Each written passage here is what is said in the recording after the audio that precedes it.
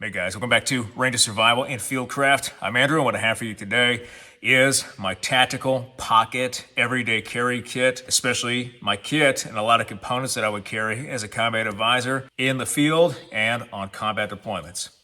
Stand by. All right, so let's take a look at our pocket tactical EDC. Again, this is what I would have in my pockets as an advisor, and then a lot of items that I would have in my pockets for combat deployments. And that first item always is going to be that utility blade, just that small pocket knife, pocket clip, goes right in the pocket.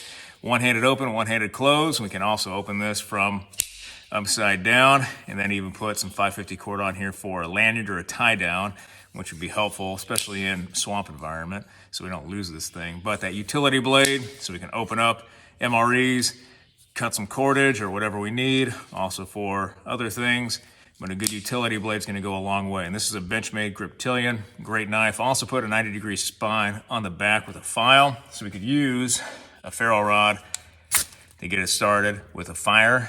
And that's the way I actually started my fires, with this exact knife in survival training during our fire tests. So a basic utility blade right in the pocket.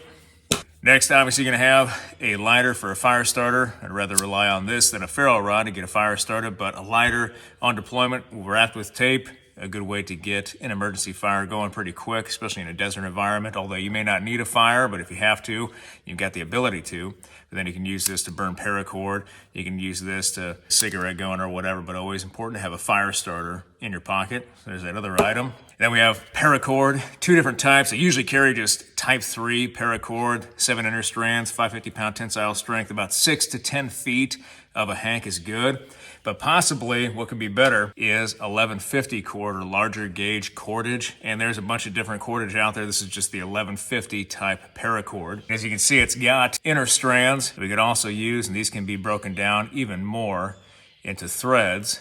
So we could use the threads for sewing together clothing. We could use it for traps and snares, fishing line, whatever. But this larger gauge cordage can actually be good for getting over, around, or under obstacles, as well as creating improvised slings if we happen to find weapons along the way, or if we need to have a sling for an enemy weapon we take, whatever the case may be. But having another 6 to 10 feet of larger gauge cord like this could be helpful, especially in a mountainous area like Afghanistan if we have to create a handhold going up a steep surface. So cordage is going to be in the pocket. So we've gone over the knife, the lighter, the cord. These are basic items that should be in our pockets anyway, anywhere we go. And so I'm going to go from kind of basic items to specialty items that go into this pocket carry kit. But one of the more basic items is going to be a headlamp or a flashlight. And this would be good for any occasion, obviously, to see in the dark. And so we have that white light, which does have a strobe setting. There you go. Probably put a disclaimer in the video for that. But we also have a blue light. We got that red light, and then you guys can't see it right now, but this actually has an IR function, and we could even put the IR into strobe mode and then attach this to our heads or place it somewhere up in a spot high, visible for search and rescue. But you can see this light can be taken off the actual strap that goes around the head and then clipped to clothing or to a surface or tied off somewhere. And then if we want to, we can just put this back on the headband, lock it in place, and now we can wear it around our head. So this is the Streamlight Sidewinder Compact version 2. And we got some of these as part of issue for deployment. Having a good tactical light, especially one with the IR function, as well as the IR strobe, is going to be great for signaling at nighttime and then for direct fire control measures as well, potentially. So flashlight, one of the more basic items, but a good tactical item. Something that I do that I picked up from the field and that I like to do is make a copy of a map or cut out the section that I'm going to be operating in the most. If it's, the fob's in the center and everything's around it that we're constantly patrolling, I'll cut out that map, make sure it's to scale for a protractor, and then I'll laminate it, and I'll put this in my pocket. I won't make any markings on that. I won't write on the back, anything like that. I could put the other side of the map right here or just another portion of the map, so I have two sides. But this acts as an emergency map, and I'll continuously look at this and orient myself to the terrain, make sure I know which terrain features are which, hilltops or valleys, roads, different benchmarks. And this goes right in my pocket. That way, if I lose my map for whatever reason, or if I'm away from my gear, I have this map on me so I can still land navigate, I can still terrain associate, and I know the area well enough to be able to do that. But then to help with that, I usually have paired that Garmin Fortrex. Used to have the 401 model, and this is the 701, I believe. Yeah, 701. And so this one does ballistics, so we can get all our ranged dope. It'll tell us elevation, windage, as well as drop, all that good stuff. But with this, we can enter waypoints, we can enter tracks, we can do all of the things that we need to, and then land navigate from point to point. But the battery on this will last roughly 2 days, just basic orienteering and not programming anything in. But we could use the backlight to see. It's got an NVG function, so at nighttime we can actually turn the backlight down a little bit so it works better with NVGs and it's not so bright, obviously.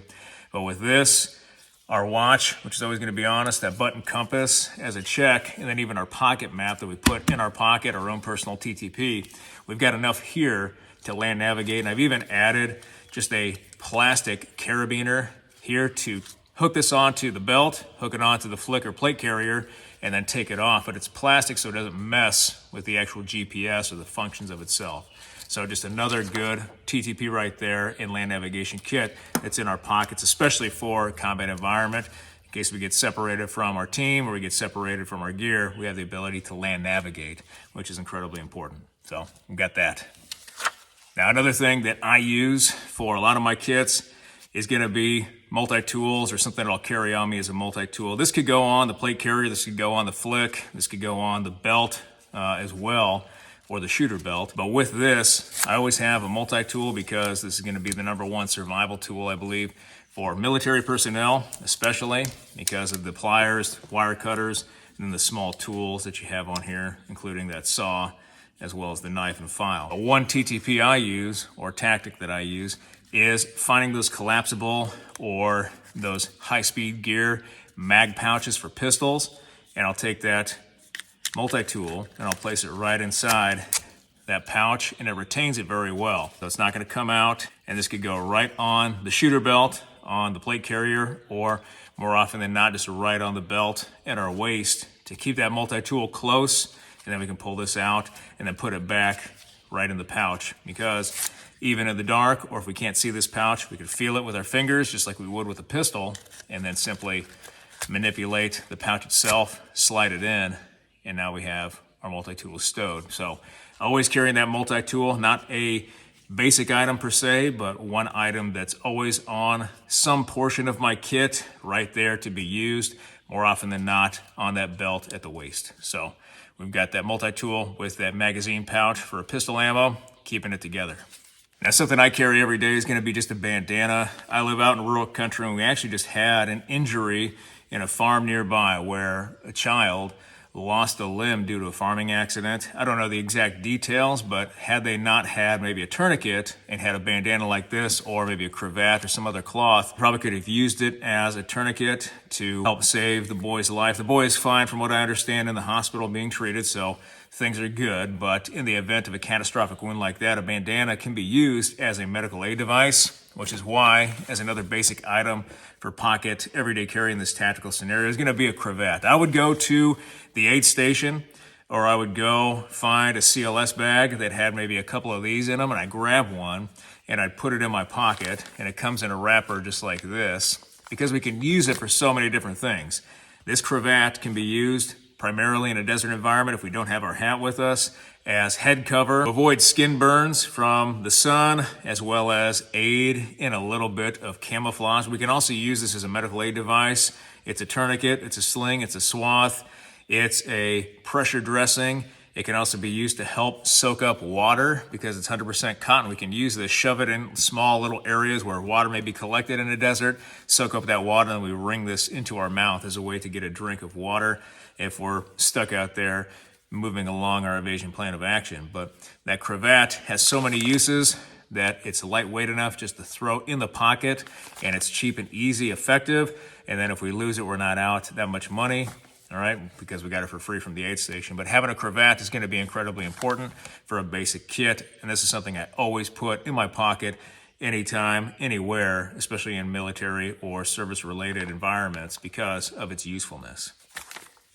And then, of course, we probably want to have a tourniquet. I've got the hard tourniquet case right here. This would actually go on my gun belt, and spray painted this to blend in just a little bit more. We can take this and put it on our belt that we're wearing around our waist anyway, or simply just take out the tourniquet and shove this in a pocket. A practical and easy TTP was for soldiers to put this down in that lower leg pocket with the red tab facing out of the pocket so people could see that they had a tourniquet. Typically we carry two of these, and one in the lower body, one in the upper body pocket.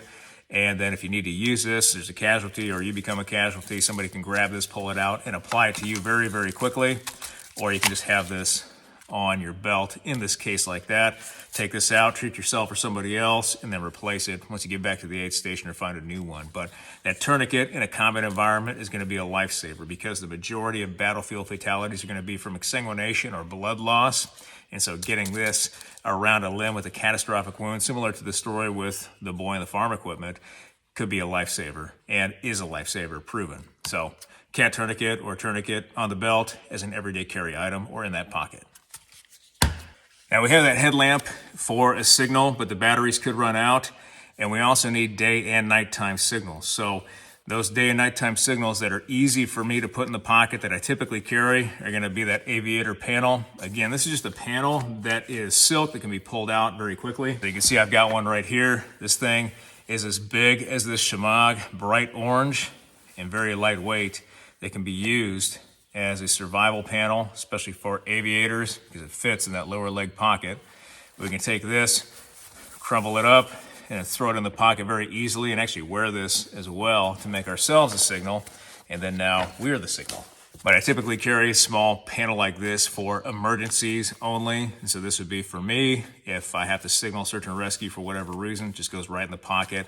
Pick these up from aviators all the time to throw them in the pocket and keep them for just such emergencies. And then the last thing for signaling anyway, this is an emergency signal that I use personally because I've had to use it to direct not only casualty collection points, but also directing Abram tanks and vehicles and moving them in or out of position. It's just a Chemlite buzzsaw. The purple is for IR, infrared, and it's got that cordage around it so we can actually drop this cord and then swing it in a large circle, and it creates a buzzsaw effect going around, and it makes an awesome directional signal. We can direct it up above our heads or spin it out in front of us or move it to the side, left and right, to direct or bring people into our position, which is a great technique for a casualty collection point. But this is something that I throw in my pocket for just such emergencies, only for emergencies.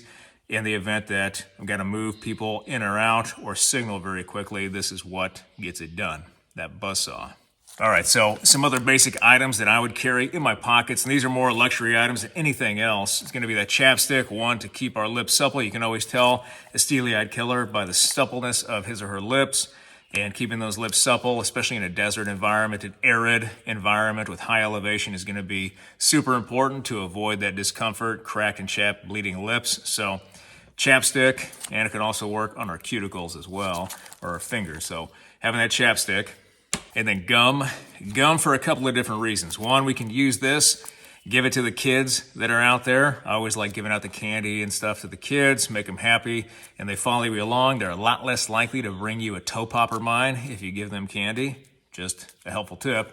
But then we can chew on this as well to keep our breath fresh, but it also helps stave off a little bit of that thirst sensation if we're walking up and down mountains. It's dry, it's arid, we run out of water. This is also a good thing to help keep a lot of that moisture in our body, similar to putting like a pebble in your mouth to avoid some of the effects of dehydration. So we have gum for that purpose as well, a good multi-tool there. And then a snack, again, MRE peanut butter is always going to be one of the best snacks you can grab. Peanut butter, high calorie, high energy food that's in a very low cost effective pouch like this that can go right in the pocket is going to be great. We can grab energy bars or whatever from the chow hall, throw it in the pocket, throw it in the assault bag, and we've got a little bit of food to take with us on the op. And obviously, lastly, that thing I wanted to mention was the watch. Always have a watch, always have a button compass just for quick chronal direction finding. And with that watch, we can obviously tell what time it is. And even with an analog watch, we can take the analog watch and then recreate a compass face to use the watch method with the sun to give us basic cardinal directions, or simply just look at the sun and terrain associate as best as possible. But having that watch as an everyday carry with the button compass gives us quick direction finding and helps us with land navigation apart from our kit. All right, guys, so here's the kit laid out. This is pocket carry again. We have basic items for our tactical EDC, the knife, cordage, fire starter, as well as some lip balm and even a flashlight with some gum. Could be basic items we carry anywhere. But then we have additional items like that cotton cloth, again, the story with the tractor accident, as well as emergency signals and medical aid devices, along with some basic navigation tools that we can use in case we're left without our gear or we're cut off from that, or we have to make our way quickly from one spot to another. There's a lot of good stuff here that give us the basics to be able to survive and accomplish a lot of tasks in a combat environment.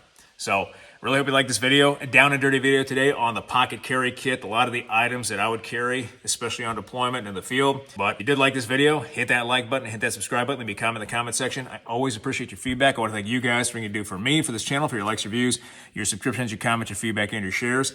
And I'll be back with another video as soon as I can, guys. Thanks.